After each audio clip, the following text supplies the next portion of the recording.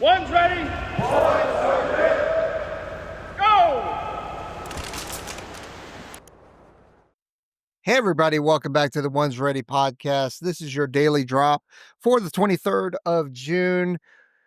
Just a heads up, we just finished up a kick-ass operator training summit in San Diego. So kudos and a thanks to all those that joined us out there and to all our sponsors that helped out in terms of Hoist, drinkhoist.com. We also had Modern Athlete Strength System that helped out. And then we had 18 Alpha Fitness that helped out. And we had Cardomax that helped out. So we definitely appreciate it. And then shout out to, I'll know I'm going to mess up the name already, but Kogan Aquatic Complex in La Jolla. You guys absolutely crush it. You guys have got a phenomenal facility and some great staff. So on to the news. We're going to start with joint news. Operation Midnight Hammer overview. Operation Midnight Hammer, a U.S. military strike on Iran's uranium enrichment facilities, involved over 125 aircraft, including B-2 Spirit bombers, and was executed with precision to maintain surprise. Joint Chiefs Chairman General Dan Kane, described it as a complex mission aimed at degrading Iran's nuclear weapons infrastructure. Now, all you're hearing about is the B-2s, right? You're not hearing about all the tankers, all the fighters that went over there to help out with all the mobility assets that went over to help out with this. Like, yeah, B-2s are getting all the glory, which, hey, they did a great job, but you also had a whole bunch of people that had to get them there. So, man, congrats on a successful mission. It's very similar to weapon school integration. It wouldn't surprise me if a lot of those were weapon school patches and graduates that helped plan and execute this. So again, right on to you guys. All right, Fordow facility damage assessment. Satellite imagery revealed severe damage to Iran's Fordow nuclear facility following U.S. airstrikes during Operation Midnight Hammer. It was noted the operation was the largest B-2 strike in U.S. history, with the International Atomic Energy Agency monitoring radiation levels, which remain stable. Man, history in the making. All right, next, deception tactics in Iran strikes. A decoy maneuver by B-2 bombers toward the Indo-Pacific enabled the U.S. strike to Iranian nuclear facilities undetected. Defense Secretary Pete Hegseth emphasized months of planning and operational security to ensure precision without aiming for regime change. Yeah, that's kind of normal what we do. You know, we create decoys, rope-a-dopes, also establish signatures in certain areas so that when we do activities and that kind of stuff, like it kind of goes unnoticed because people are used to seeing aircraft there. People are used to seeing us there. Pentagon prepares for Iranian retaliation. Defense leaders warned of potential Iranian retaliation against the U.S. forces in Central Command region after successful airstrikes. General Dan Kane confirmed U.S. forces are on high alert and ready to respond to any attacks by Iran or its proxies. I'll tell you what, if Iran responds and there is one American hurt, it should be bulls on parade there at over in Iran, like without a doubt. All right, next, CENTCOM's role in the Iranian mission. U.S. Central Command in Tampa, Florida, was pivotal in orchestrating Operation Midnight Hammer with a small group of planners ensuring secrecy. General Dan Kane highlighted CENTCOM's deception efforts through the involvement of MacDill's KC-135 tankers remain unclear. Though the involvement of MacDill's KC-135 tankers remain unclear. They're just saying that because they happen to be out of Tampa or MacDill is a tanker base, but at the same time, we also have tankers forward deployed and stationed overseas, like at RAF Mildenhall and stuff like that. So maybe there was one or two tails that took off out of there. Maybe not. They didn't say. DoD Recruiting Task Force. A new military service recruitment task force aims to unify messaging to expand recruits to address changing environmental factors.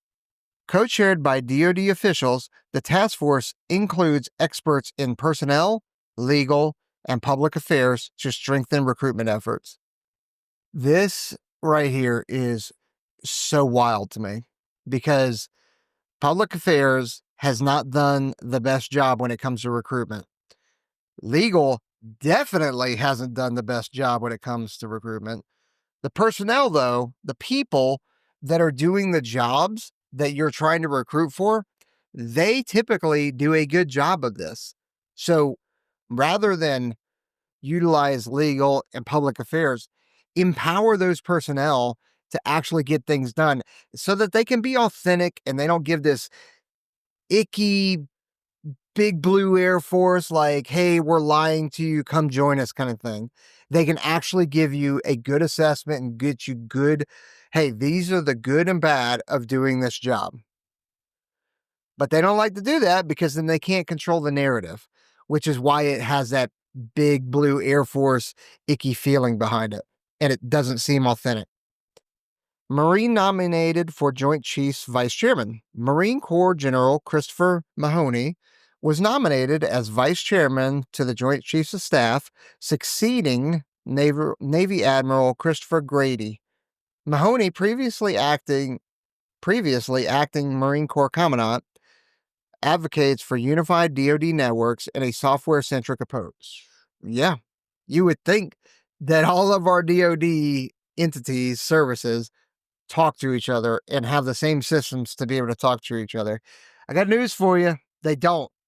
And even within the Air Force, because that's what I know, we have systems that don't talk to each other. You think all of these fighters have the same simulator software? Nope.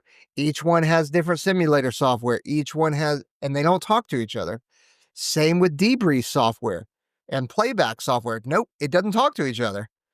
It's extremely frustrating, rather, within the Air Force, much less you start talking about all the different services. Next, Marine to lead F-35 program office. Marine Corps Lieutenant General Gregory Masillo was nominated to head the F-35 Joint Program Office, replacing Air Force Lieutenant General Michael Schmidt. Masillo's prior experience in the F-35 development makes him the first Navy Department leader in this role in years. Air Force News, Air Force News, B-2 bombers strike Iran. 7 B-2 bombers from Whiteman Air Force Base delivered 14 GBU-57 bunker buster bombs on Iranian nuclear facilities during Operation Midnight Hammer. A deception flight toward Guam masked the Atlantic-bound strike package, exploiting Israel's prior neutralization of Iran's air defenses. It's Monday, guys. Give me a break on the reading. B-1B training noise in Colorado Springs. Loud noises near Peterson Air Force Base were attributed to a B-1 Lancer training exercise from Dyess Air Force Base. The deployment enhanced readiness and allowed Guardians to engage with the aircraft. If you guys haven't had a B-1 fly over low level or heard one take off, it is insanely loud. That's what 4 F-16 engines going at the same time will do to you. Next, F-16 landing at Masawa. An F-16's unplanned landing at Masawa Air Base, Japan, did not affect a delayed Japan Airlines flight, despite protests from the Tokyo Defense Bureau. The F-16 halted on a taxiway separate from the commercial operations with a delay attributed to late flight plan. No, I didn't fly all this plan in time. Next, F-47 fighter designation. The next generation air dominance fighter was designated F-47, honoring both President Trump's support and World War II P-47 Thunderbolt. The Air Force was reportedly surprised by Trump's announcement as revealed by FOIA released emails. Okay. I don't even know why that's in there. That's so weird. Sometimes I don't know. I don't understand how this makes big Air Force public affairs news. Next, Space Force news. Guardian escorts World War II airmen's remains. Space Force Second Lieutenant Catherine Hindell escorted the remains of her great uncle, World War II Airman Staff Sergeant Laurie Lord, to Boston 80 years after he was declared missing. The Defense POWMIA accounting agency identified Lord's remains through excavations in 2018 through 2019. Glad he was able to come home. Good job, LT. Proposed Starship launches in Florida. The Pentagon proposed up to 76 annual Starship launches from Cape Canaveral Space Force Station, prompting concerns about resident safety and infrastructure. An environmental impact statement is open for public comment until the 28th of July. Shriever housing development rejected. A proposed housing development near Shriever Space Force Base was rejected due to risks of electromagnetic interference and mission disruption. Space Base Delta 41 leaders emphasized the base's strategic isolation with a final county vote pending. Okay. All right, these are of interest. Fordow facility damage debate. Initial assessments suggest Iran's Fordow nuclear facility was heavily damaged but not destroyed by the U.S. airstrikes, potentially delaying Iran's nuclear program by years. Iran may have evacuated equipment beforehand, complicating damage evaluations. Exactly right. Like they knew we were coming because we had warned them long enough. They knew what the line in the sand was. They had to know that President Trump was going to go follow through on what he said he was going to do. Yeah, there is a good chance that a lot of it was evacuated. Next, Iran threatens Strait of Hormuz closure. Iran's parliament voted to close the Strait of Hormuz in response to U.S. airstrikes, a move U.S. Secretary of State Marco Rubio called economically disastrous. Rubio urged China to intervene due to its oil reliance, warning of global economic impacts.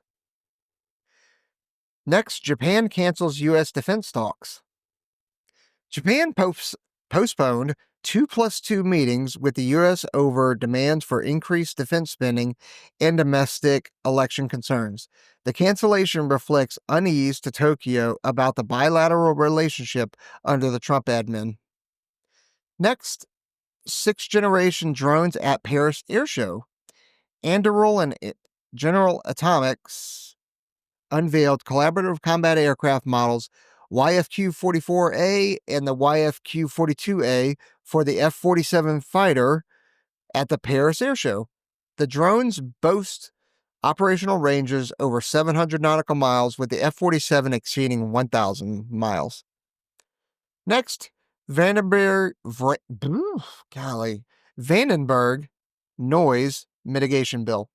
A proposed bill by Representative Salud Carbajal aims to fund studies to reduce rocket launch noise at Vandenberg Space Force Base. The legislation seeks to balance increased launch tempo with community and environmental concerns. Hey, Senator or Representative, whatever, where do you expect them to go? We're already doing it in other places. Are you saying that, hey, California and all those people that are going to lose their jobs, like that's okay with you? Just because there's a little bit of a noise? Seems a bit obtuse to me. Oregon National Guard Protection Bill. The Oregon House passed a bill to prevent federalization of its National Guard without gubernatorial consent, citing partisan tensions. The measure restricts the Guard's role in federal law enforcement or mitigation missions. Guess what? That doesn't matter. Like, the president can federalize them at any point. Like, what a waste of taxpayer money. Next, transgender troops face ban. The Trump administration's ban on transgender service members citing gender dysphoria has prompted some to fight to stay, while others plan to leave. LGBTQIA plus advocates argue the policy undermines military readiness. How? How? Like, genuinely, how? I don't understand how it undermines military readiness. Next, and next. Former soldier guilty of espionage. A former Army NCO from Joint Base Lewis McChord pleaded guilty to attempting to sell military secrets to China. Uh-oh. Additional charges were pending against 2 others for related espionage activities. What is wrong with you guys? Are you guys that hard up for money that you're going to bow down to China and help them out? All right, this last one, Air Force readiness crisis. The U.S. Air Force faces a readiness crisis due to its smallest, oldest fleet and reduced pilot training, risking its ability to counter China and other threats. Urgent action is needed to halt divestitures and boost acquisitions. All right, that's been your daily drop for today. Appreciate you guys joining us. Head over to onesready.com, get yourself a piece of merch, and we're out here. See you.